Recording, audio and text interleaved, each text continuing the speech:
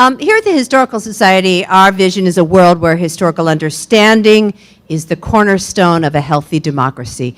It's something we say all the time, but it has a certain potency, sitting here with Heather Cox Richardson. Through our programs, we delve into the complexities of history, and we encourage participants to share observations, interpretations, and ideas. And we're able to do it because of friends like you.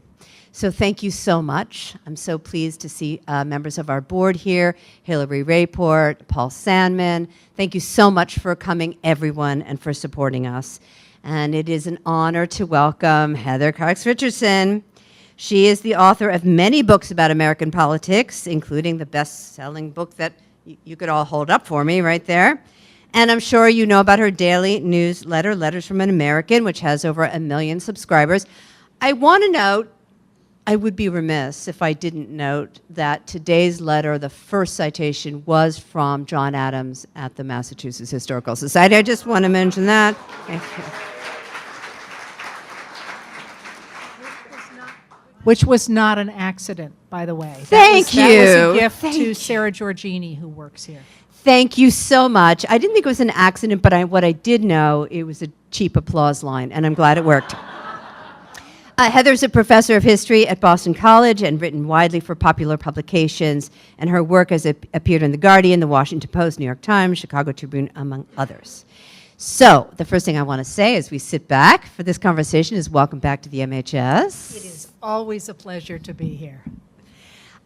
You've actually worked in our collections. So yeah, I kind of set up being asked about this because I have worked in the simply amazing collections about a number of different things. But I just wanted to do a shout out here for the George Frisbee Hoare papers, which nobody works on when they're looking at Reconstruction. And I read the George Frisbee Hoare papers here, and that's where I got all my great stories about the 1890 census, because he was in charge of the 1890 census, or was on the board that was in charge of the 1890 census.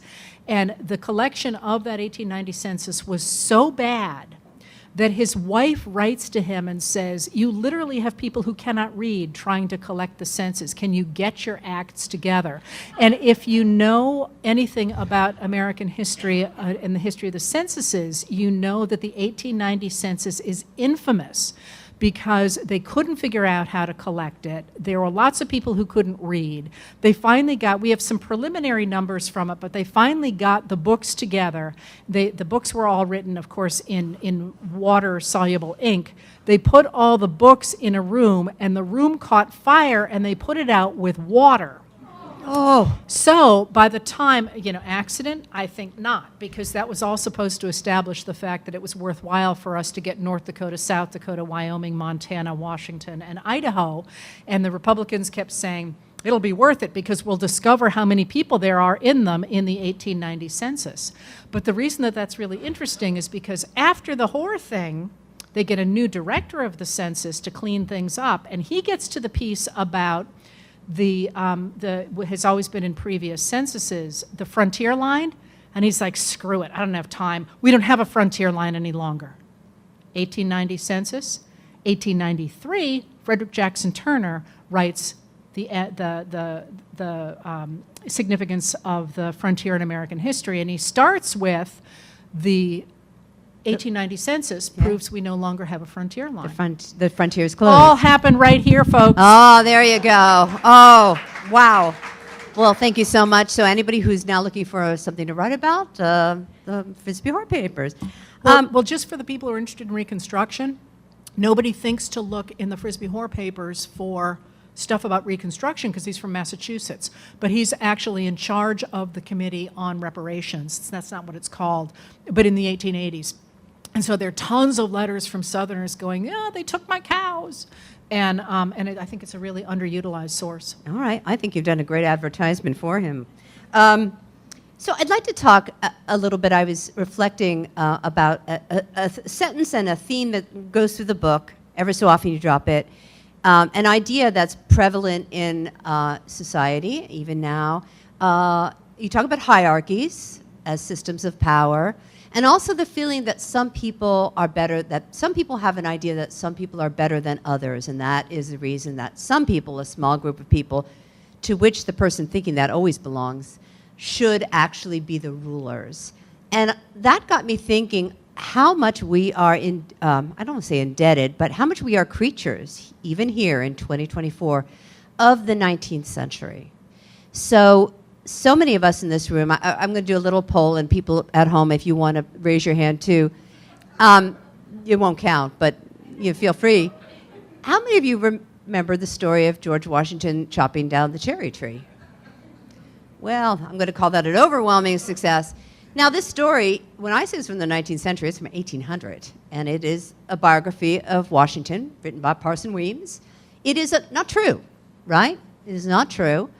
And it was not true then, and people said it was a fable even then. And yet, look at the longevity of that I'm not going to say fact, right, but that fable, and it was in our textbooks, which makes me want to sort of turn to you and talk about the role of history and language in the work that you're doing, especially around authoritarianism.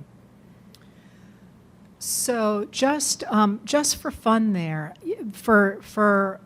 to play a number of years ago, I read the first 3 editions of that book, and I think he added the cherry tree story, and if there's a Revolutionary War person here, please correct me. I believe he added the cherry tree story after Thomas Jefferson had been elected. And I have always taken that quite personally as an attack on Jefferson for being a liar, because you know how I feel about Jefferson. There's actually a larger, I think what you're asking is a much larger question, and that, I think, speaks directly to the nature of societies. That is, once you have put down a series of markers that create a society, how does that then determine the future of the society or influence the future of society? I kind of tend to think of it as little tornadoes. That once, for example, you establish a land ownership pattern in which a few large landowners get everything, pretty soon the religion starts to circle around that, and ideas about political power tend to circle around that. And to what degree those little tornadoes influence the future, I think, is a really important thing to think about as you're thinking about, for example, colonialism or the things that affect the way societies develop.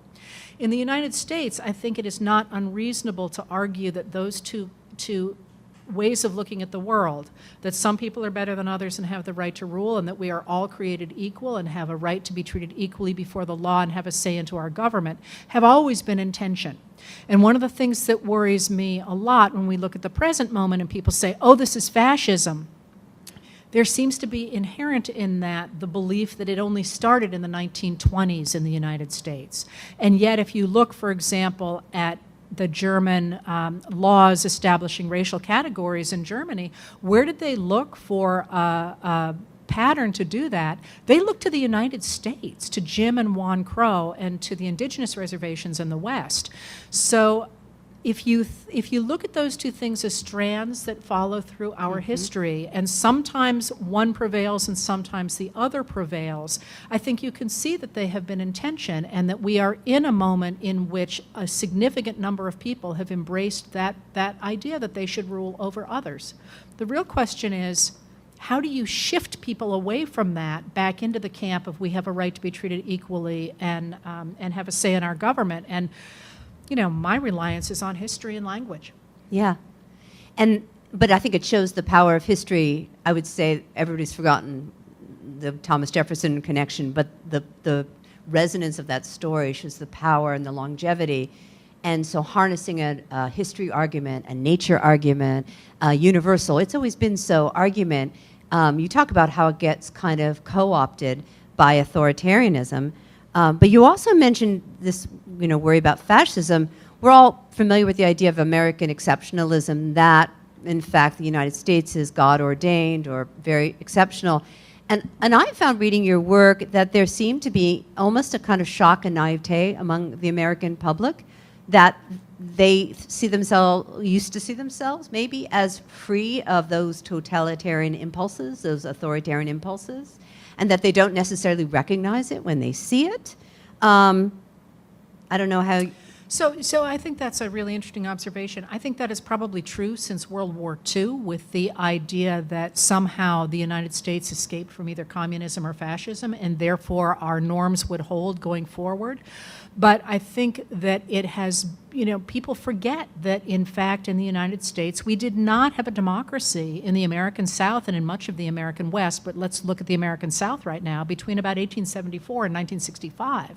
So the idea that people can't imagine what it would look like to have a one-party state, a one-party state that was to some degree checked by the federal government, but not hugely, is, I think, probably farther from the present than one would think. So in the present, I think you can say, well, people thought that we were going to keep the norms of the liberal consensus that were put in place after World War II. Whether you were a Republican or a Democrat, you believed that the government should regulate business and provide a basic social safety net and promote infrastructure and protect civil rights. But that's really new. And we did not continue to protect that, I think, in part because we thought it would always be here. But until 1965, if you were an African American living in the South, or a Mexican living in Texas, you did not have the benefit of the idea of believing that everybody was created equal. Yeah, you couldn't. You're completely contrary to your experience. And certainly, women have never had that. Yeah, yeah. So when you're talking about the liberal consensus, this is the picture that you paint of people coming together and agreeing with it. And I'd actually like to, so maybe we should talk a little bit about that, but also I wonder if you would talk about the role of reality. So we feel very polarized, and you could say, and I believe people believe this sincerely, that what they believe is, quote, the reality. And this is going back a little bit to language. But what you talk about are there's these moments in American history, a couple of them in a significant, separated actually by decades, where it was a conscious strategy not to acknowledge reality. Would you like to talk a little bit about that? Yeah, so let's start with the whole idea of people being divided in the United States. You certainly believe that if you read the political news, and you certainly believe that if you look at the way that politicians talk. And yet, polls of the American public suggest that we are far more in agreement than we are not. So more than 80% of Americans want common sense gun safety legislation. More than 80%. That's not a fringe movement.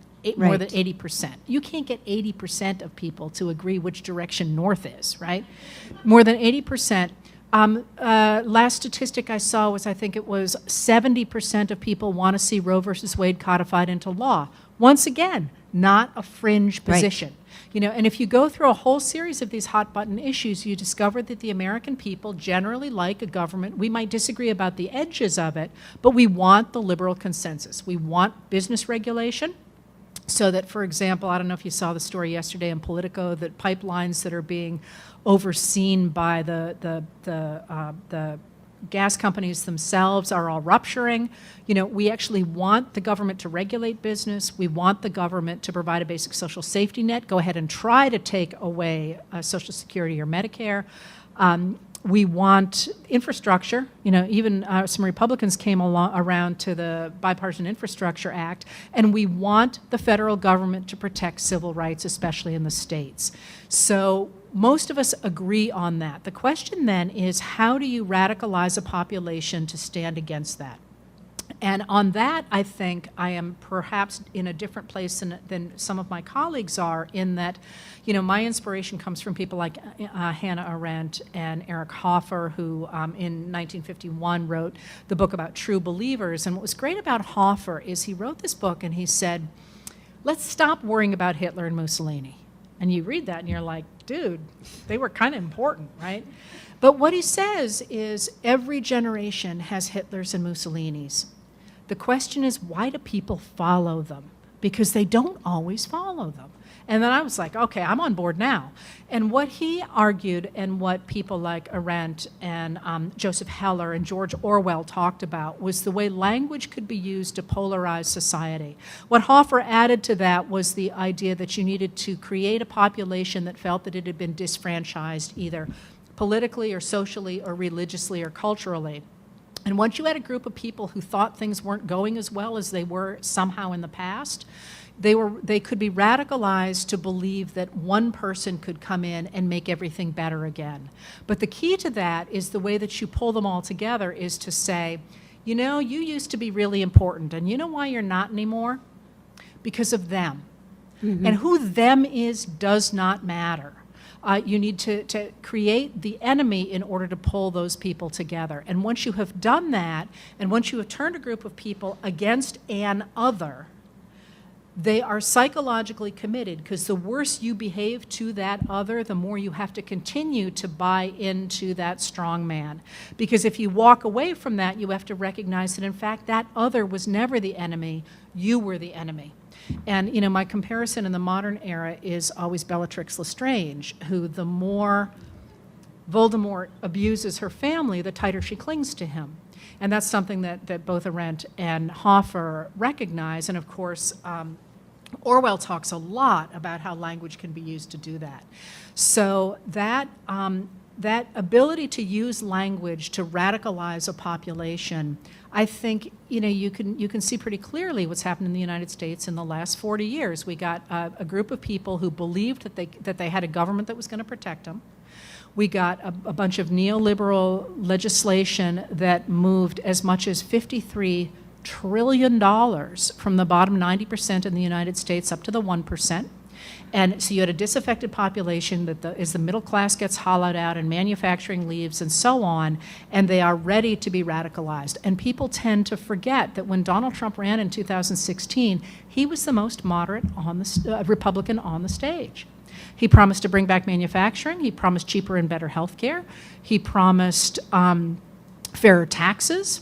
And he promised infrastructure, which none of the other Republicans on the stage did. So you had this population that was ready to be radicalized, and then once they had committed, they're stuck. Right. And then, of course, it changed, as you point out, between 2016 and 2018. Well, the question is, how do you take this population that was ready to be radicalized and turn it into a movement? Those are different things. So you think about all the talking that goes on, that's different than the fighting. Yeah. And one of the things that Trump did, and honestly, I don't think Trump's a salesman. He was never a politician. He was always a salesman, and that's one of the reasons I found him fascinating. It was like he held up a mirror to the American population and to a certain group of it and said, this is what you want to see.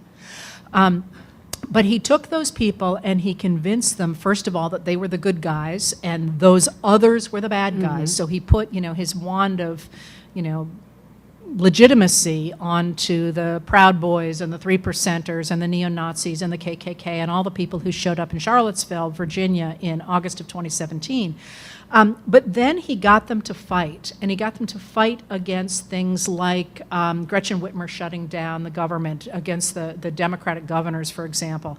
And one of the things that has been true, at least in America in the 1920s, which is the pattern you look for, to compare to the present, is that by getting people into gangs where they bond together over potholes or whatever, then you can radicalize them politically. People think it's the other way around. They get radicalized politically and then they become violent.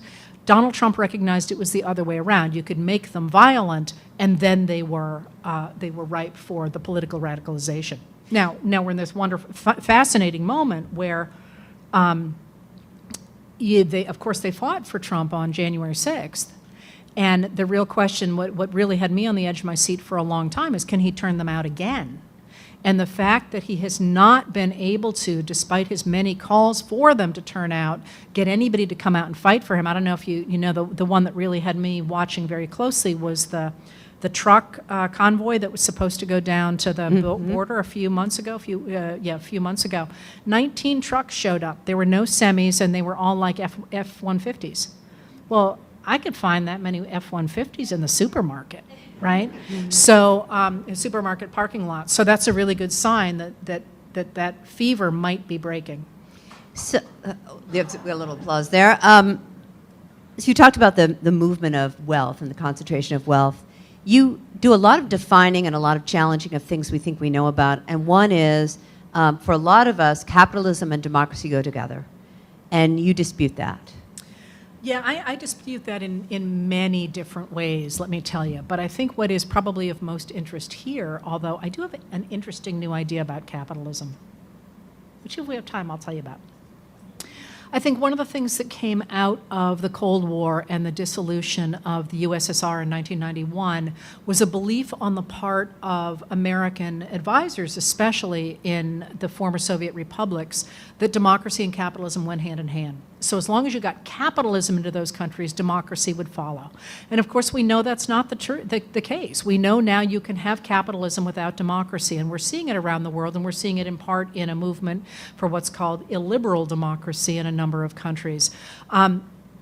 But what happened after the dissolution and the subsequent overtaking of a number of former Soviet republics by people like Vladimir Putin and his oligarchs is that they of course absorbed the capital from the dissolution of the state, and then they had to put that money somewhere. And there's been a fabulous study. There's a great organization called Chatham House out of the UK. We don't have something similar in America, but a lot of what is applicable in the UK is also applicable here. So the Chatham House did this study to see what happened to that money, and what they discovered was that, of course, because in those rising authoritarian countries, capital wasn't safe, oligarchs stashed their money in democracies, because there, under the rule of law, that money would be safe. And of course, their study was of the UK, which is the second most important money laundering capital of the world. But of course, who's the first? The US. And then once the money was in the US or in the UK, the study hasn't been done for the US, but I don't think it's too much of a stretch to say there's a similar situation here. Once that money was there, of course, they donated to politicians who would protect their capital rather than invest in the society, because they didn't care about the society. They were just parking their money there. And so this divorce between democracy and capitalism has had long-standing and important repercussions, I think, in democracies that are now facing the fact that we have created a society where, in our case, we've hollowed out the middle class, thrown all the money up to the top. Not in a new way, by the way. We did this in the 1920s, we did it in the 1890s, we did it in the 1850s, but in a way that is increasingly hard to combat, not only because of the extraordinary amounts of that money.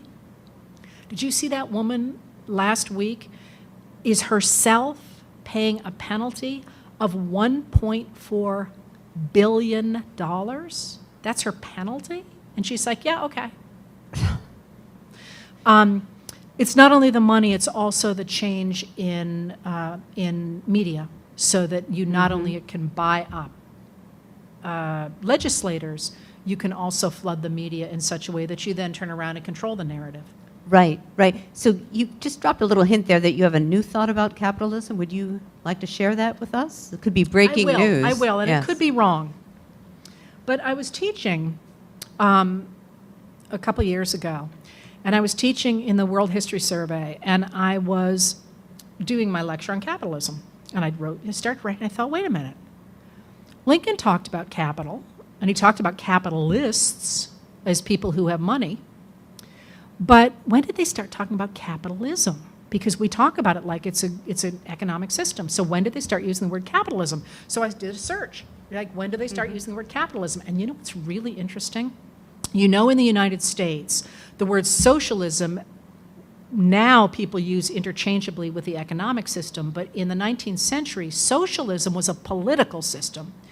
That it's a complete misnomer, but the idea was that if you permitted black Americans to vote, black men to vote, they would vote for roads and schools and hospitals, and those could only be paid for by property owners who were white.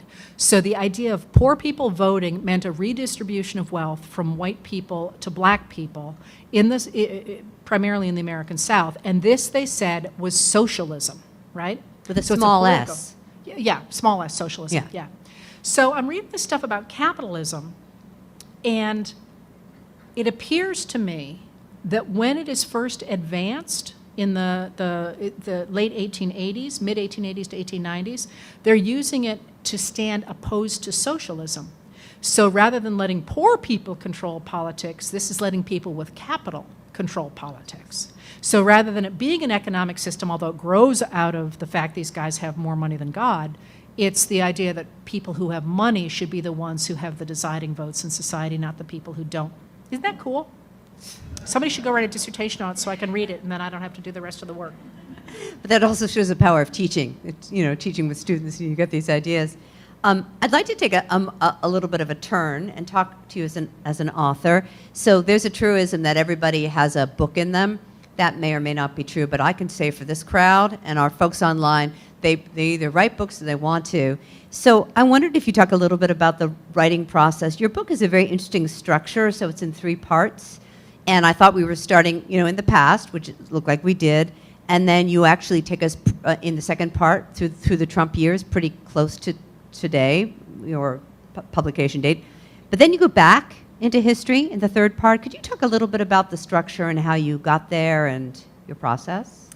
Yes, so that's interesting. Not everybody asks about that, and some of the people who have asked about it said, "What is with this structure?" and the truth is, I never considered anything else. And the reason for that is that the book was designed to answer the questions that people ask me every day about the modern American politics.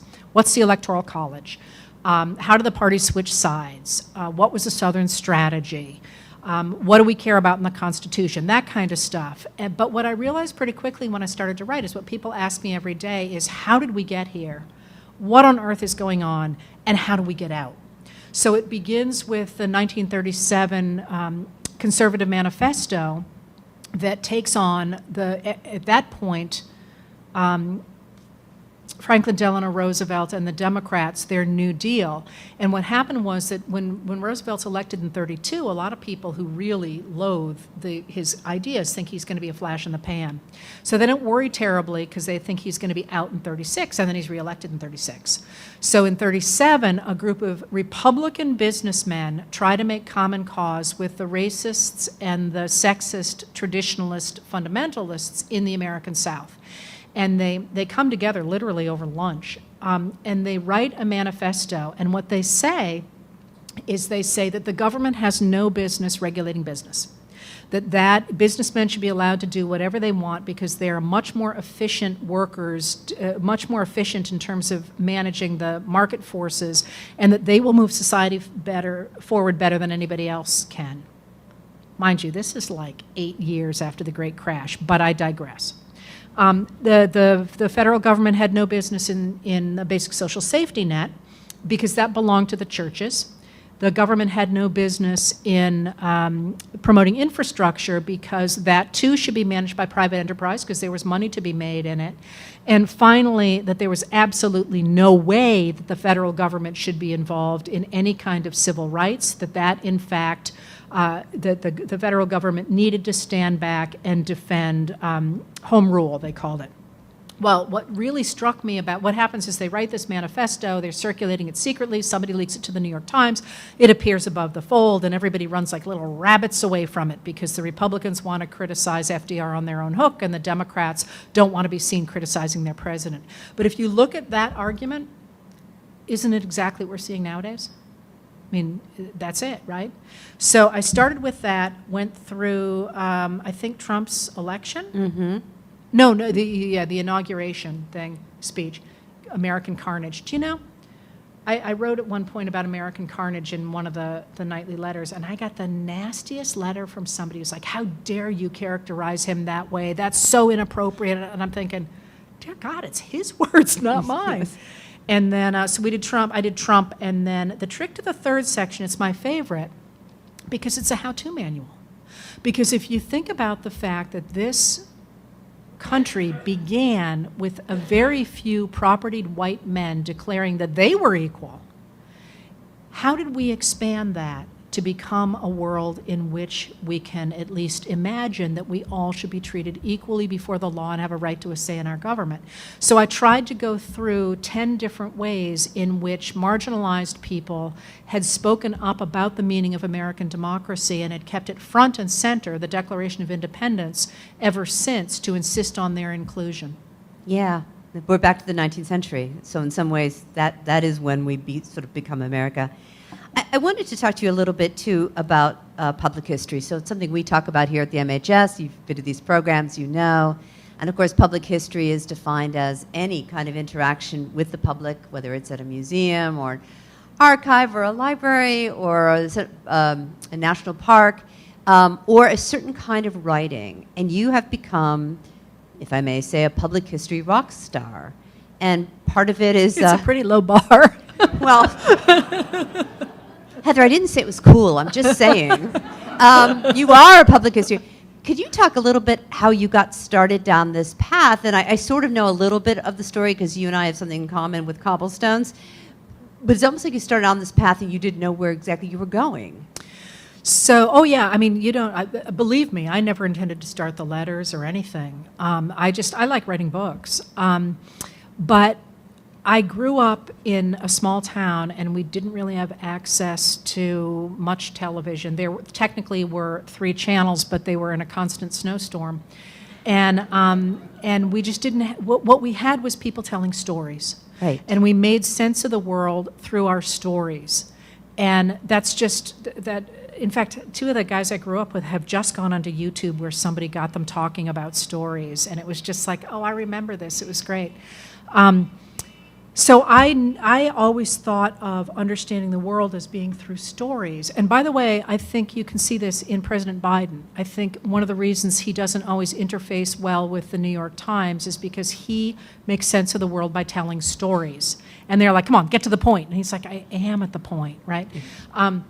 But so I've always loved history because it's a story of, it's the story of how and why we got to where we are. And if you think about human beings, we really are the only species that make sense of the passage of time through our stories. Other species make sense of the passage of time through smells or whatever, but we tell stories about who we are.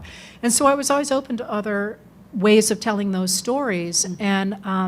And so I wrote for Cobblestone magazine, edited stuff for them. I loved doing that. And then I loved that so much that I used that as a pattern for my We're History. Which, kind of just a Cobblestone is a magazine for young people. On history. Yeah, on history. I think ages 9 through 12. Yeah. Don't remember. I just liked writing the articles. Yes. And then I did We're History, which was intended to be 800-word essays from experts around the country writing for a popular audience, which was much, I edited that. I did write a little bit, but I tried to edit it. Lots of people don't get it. They really don't get it. And then I started writing essays on Facebook, but also there was something in between. I don't remember what it was called. Was it Tumblr? Was that it? Anyway, I started writing essays on Facebook, and then one thing led to another, and here we are. Yeah.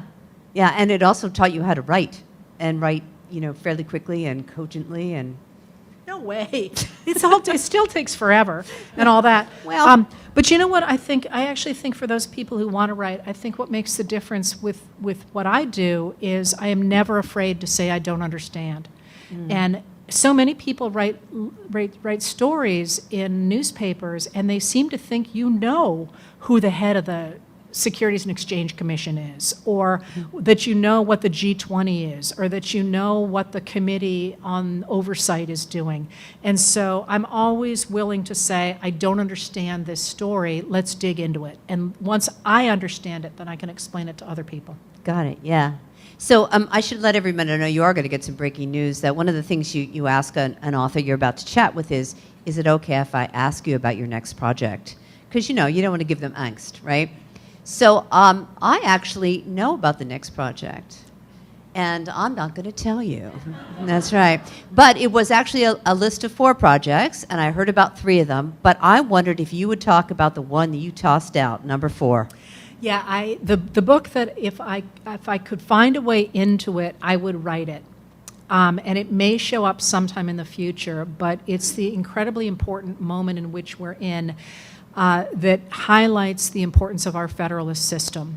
Because if you look, for example, at the move of the Supreme Court and the federal justices toward originalism, what they have done is they have insisted on throwing power back to the states. And my knowledge of history suggests that throwing power back to the states was always about guaranteeing white supremacy in the American South and guaranteeing the power of oligarchs to control the legislation, the regulations that came out of the states. And again, you see this now with things like that pipeline story I just talked about.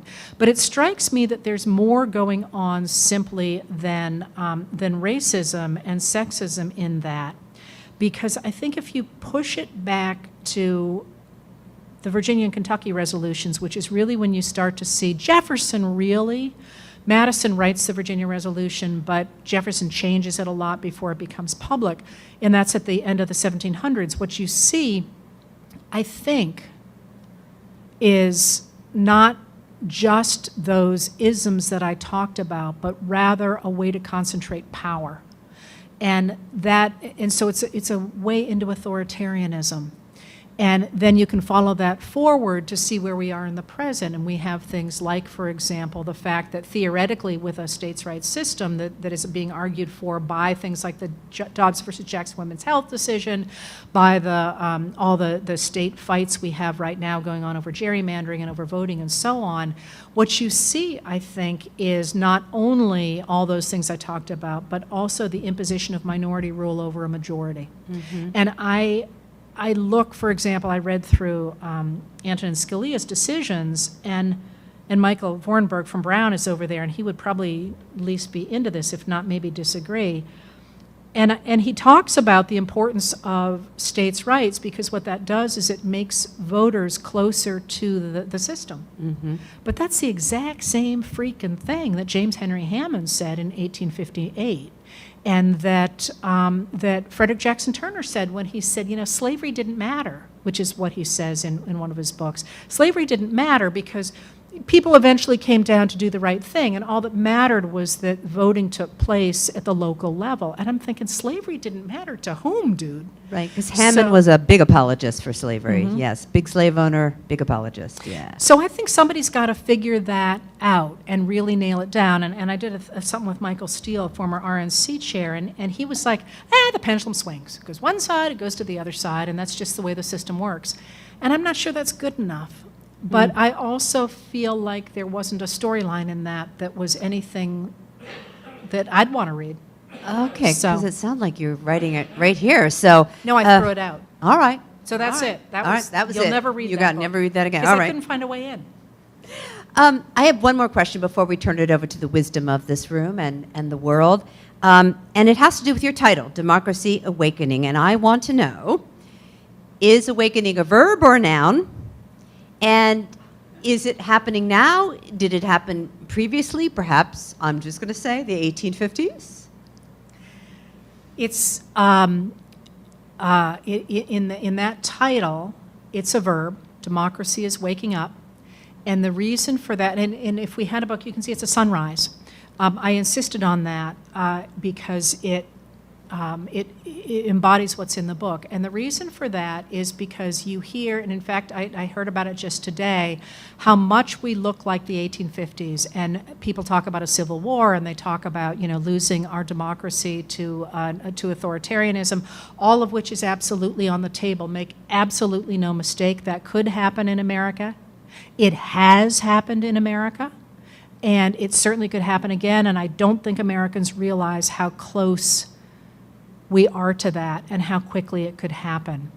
But by the same token, I've been all over the country now since September 24th.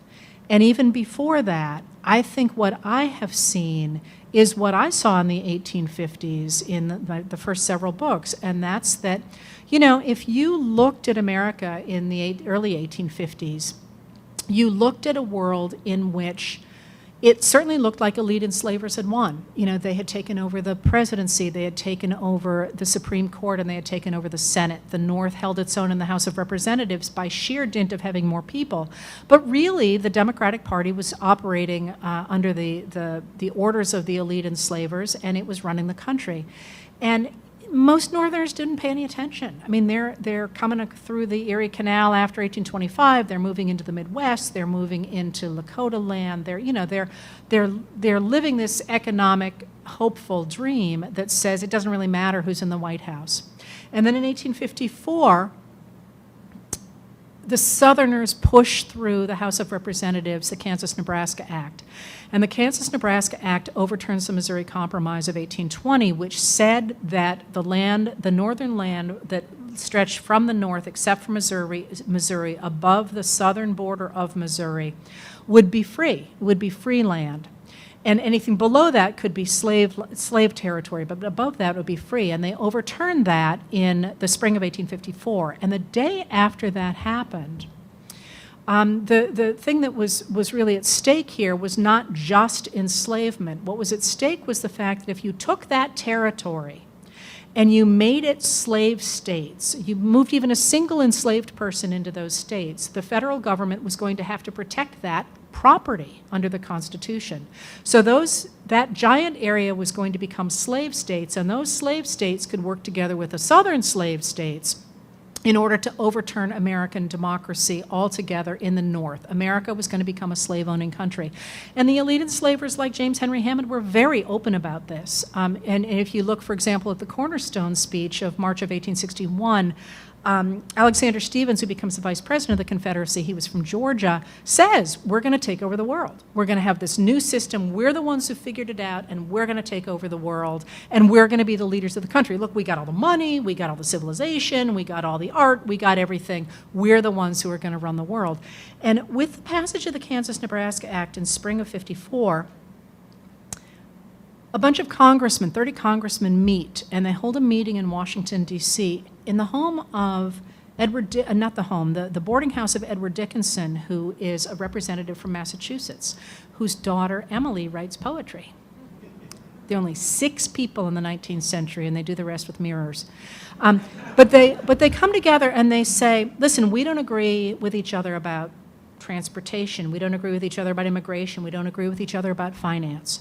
But by God, we can agree that we cannot lose our democracy.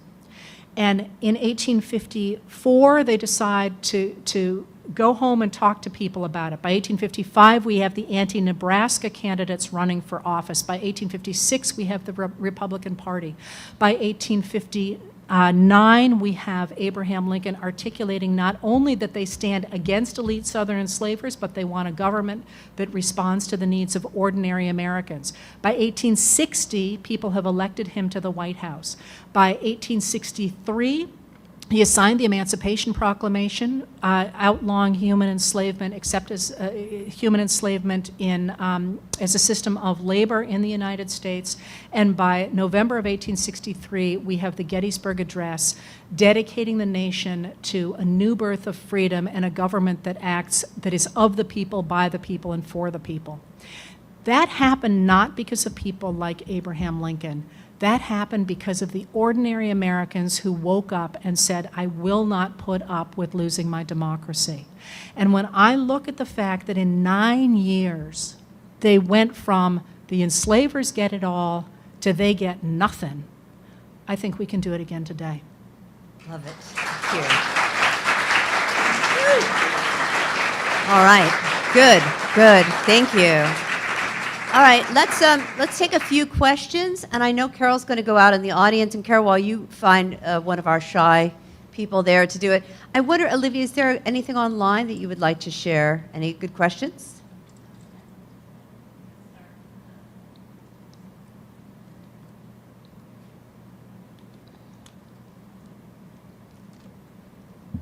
Thank you. Professor Richardson, I read about the origin of your newsletter. What I'm really interested in is, how do you sustain it? Do you have an army behind you, and how do you get sleep? I mean, Sleep is pretty thin on the ground, I will tell you that. I do not have an army behind me except in my audience. So the first way that I sustain it is if you know several million people are waiting for you to write something, how much easier is it to write than not, right? First of all. But second of all, what I do have is I have a number of people. What I do is I wake up every morning, I read through social media and see what people are talking about, hour to an hour and a half. Then I read major newspapers from all across the country, and including thinkers that I'm really interested in, and see what they're talking about. And so, for example, last night I wrote about a bunch of legal cases. That was not what I wanted to write about. I was intending to write about a piece that a number of people wrote in the LA Times about doxing. And that was a natural jump into lynching in the 19th century. And by the time I got to it, I was over words. So I never got to write what I wanted to write about. But generally, I'll look and see what jumps out to me. And then once I know what has jumped out, then I do research. Now, one of the things about social media and one of the reasons so many people have not left X, formerly Twitter, is because it has direct messages. So people send me stuff all the time. So today, for example, I got a very long piece on that somebody wanted me to look at on Robert Kennedy. Probably won't. But I get a lot of really fabulous stuff as well. So I look at all that material, and then I see what the story is for me, and then I write it up. And then it goes to two magical people. One is a woman who is not a writer herself, was an accountant once upon a time, and doesn't really know a lot about this whole world, but she has an unerring eye for good writing and for what matters. And it's so funny because she's the hardest teacher I've ever had, and she will say, I'll write something and she'll go, like last night, I said, this sucks, it isn't what I wanted to write. And she said, yeah, but it's good, it's a solid piece. And I said, well, if she's happy, I'm happy. And then there are other things, the times, and I'll be like, man, I nailed that. And she'll be like, well, I can't hit home run every time. And there was one horrible day where it was like 3 o'clock in the morning, and she said, you can't publish this, it's no good. So it goes to her, and if she signs off on it, then it goes to a copy editor who's really fabulous, and I could not do it without my copy editor. But no, it's just what people send me and what the world looks like, and that's what I was extremely well trained to do. Yeah. And yeah, what I really hate is late breaking news. The Biden administration has not done that to me very often, but the Trump administration dropped news after Hannity went off the air. Hannity went off the air, I believe, at 10 o'clock. And that was freaking brutal, because I was like, really, guys, come on. And then there was one night they dropped a story at like 11:58. And my cutoff is midnight Eastern time, because I'm trying to do a snapshot of the day. And I was like, really? You guys totally suck. But I did. I rewrote it based on whatever. Couldn't wait 3 whole minutes. Yeah. Olivia, anything that you'd like to share online? From Ashley, who asks, she says, you spoke about not being able to find a way into one of those ideas, but can you share a way of finding a way into this project? Yes, how was hear your way of finding your way into this project? Into this project? Yes, that I'm pointing to as though the book is here. So yes. that's a great question, Ashley. And one of the things for me about writing is the writing is easy. I mean, as easy as it is for anybody. You know, you sit down and you're like, oh, look, I could clean my kitchen. And, oh, you know, I haven't washed my wool sweaters. You know, that kind of stuff. But you need to see it in your head first. And so what I remember many walks with my fabulous assistant. He was on the phone trying to make me do something. And I was like, no, Nicholas, you have to listen to me.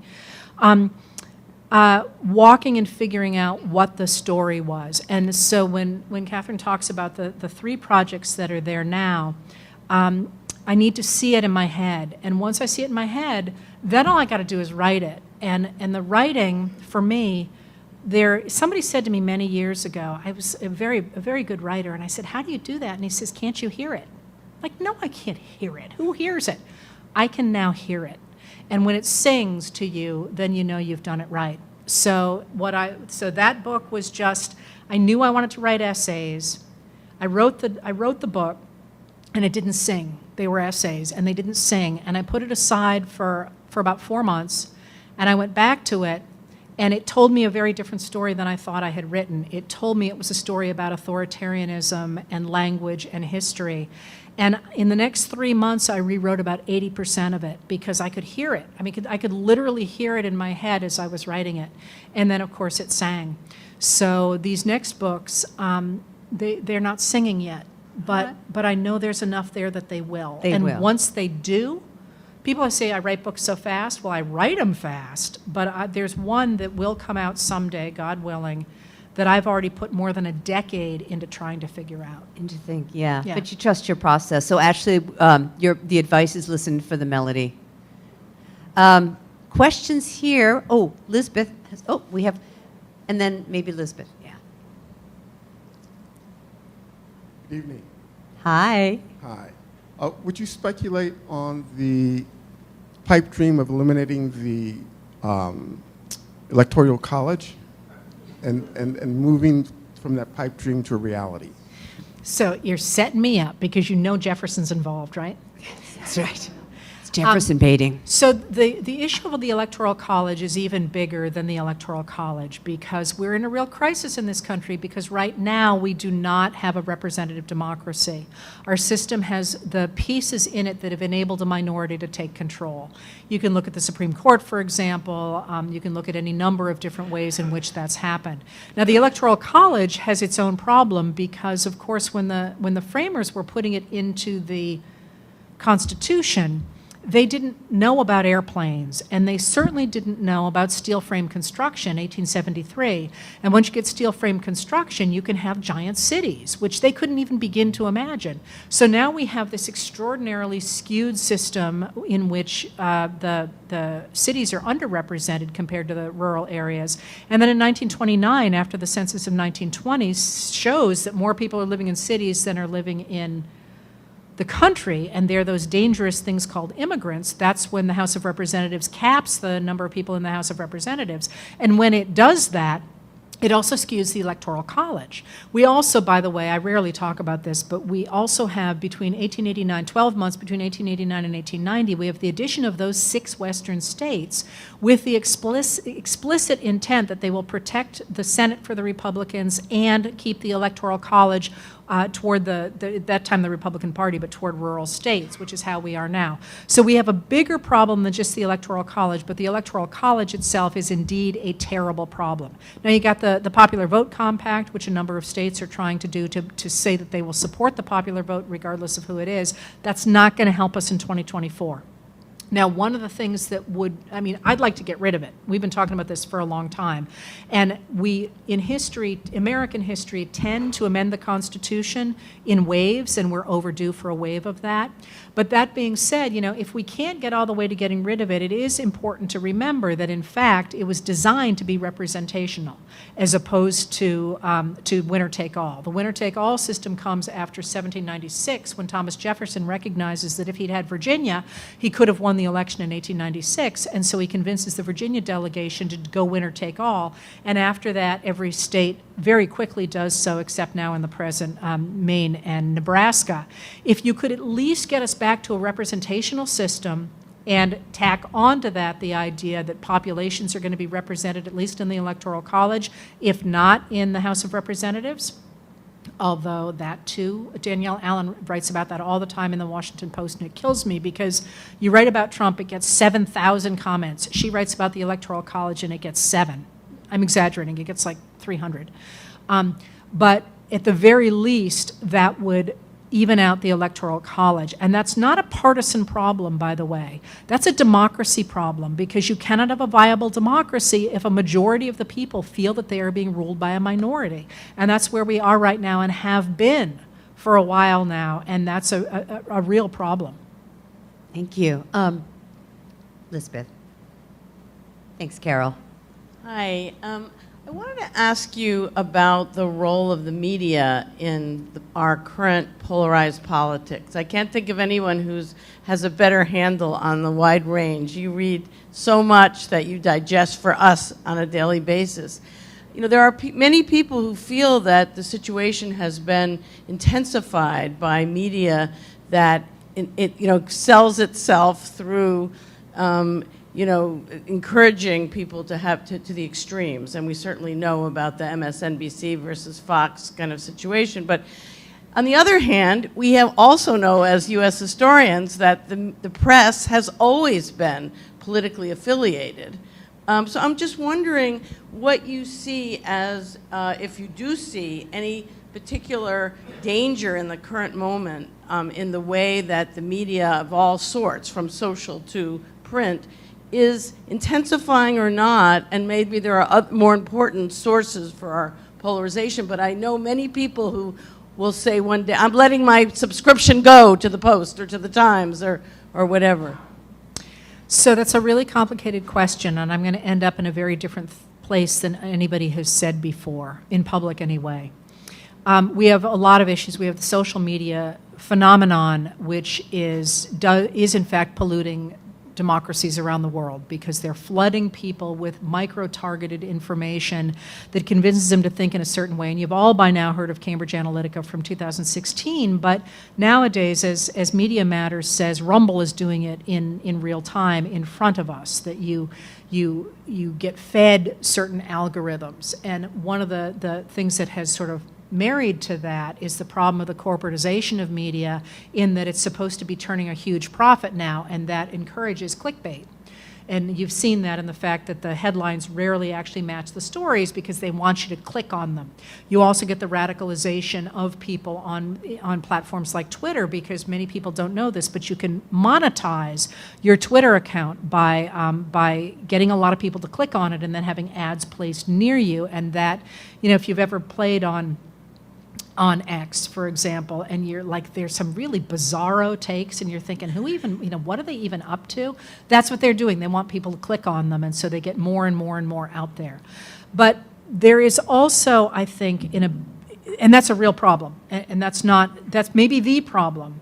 But there is also the problem of the American media right now. And that, as I say, comes down, I think, to the fact that it went from being a bottom-up, we're trying to inform the public, and into a top-down, we're going to make, high six-figure incomes as editors of papers, and we're going to wear the nice suits, and we're going to be at the tables that matter. And that it hasn't worked. I mean, what they've ended up doing is forcing themselves into a place where they need that public engagement, and that's put them in the clickbait world and into the places where the more outrage they can stir up, the better they are. So within the last month, I heard somebody say, "We're done. The media's over. Nobody's ever we're gonna be in a presentist moment where people shape their own reality." And one of the things that I find fascinating about this moment is, at the same time that we have had the traditional media really start to implode, look at the extraordinary flowering of alternative media. And when I heard that, all I could think of was Horace Greeley, as one does, right?